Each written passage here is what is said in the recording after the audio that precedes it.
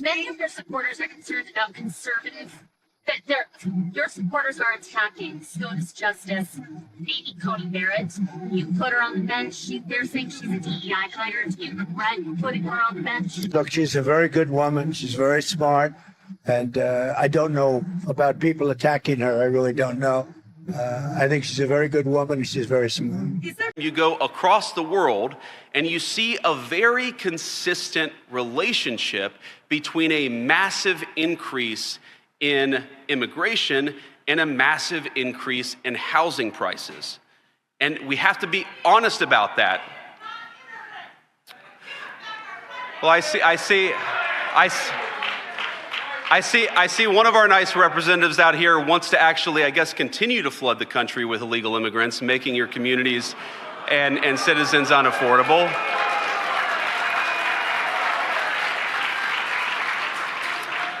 But ma'am, with all respect, one of the reasons why we're doing what we're doing is because we want to make it more affordable for Americans to live.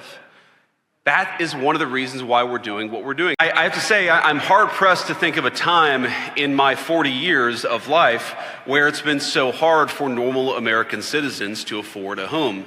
Even renting a home has become a challenge, or worse yet, fallen completely out of reach for so many of our families.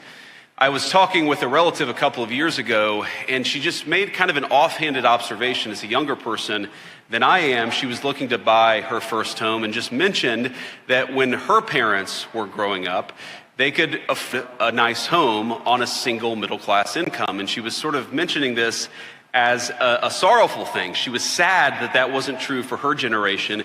And I think all of us in this room, certainly including me, have a little bit more work to do, I think, to make housing more affordable. I want to talk about that because I think it's the issue where our interests in some ways are most aligned with the people in this room.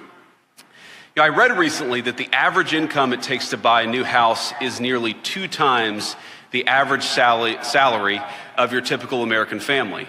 Not the average American worker, but the combined incomes of a husband and wife. And that's just not acceptable or sustainable in the United States of America. We want Americans to be able to afford the American dream of homeownership because we know that when people own their homes, it makes them a stakeholder.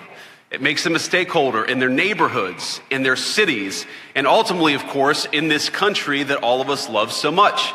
We've also, unfortunately, made it way too easy for people to compete against American citizens for the precious homes that are in our country to begin with. Now, I'll say this, it's actually not just an American problem either. If you go to Canada, where because of their laws and regulations, they've seen a massive increase in the number of people who have come into their country. You go to the United Kingdom, you go across the world, and you see a very consistent relationship between a massive increase in immigration and a massive increase in housing prices.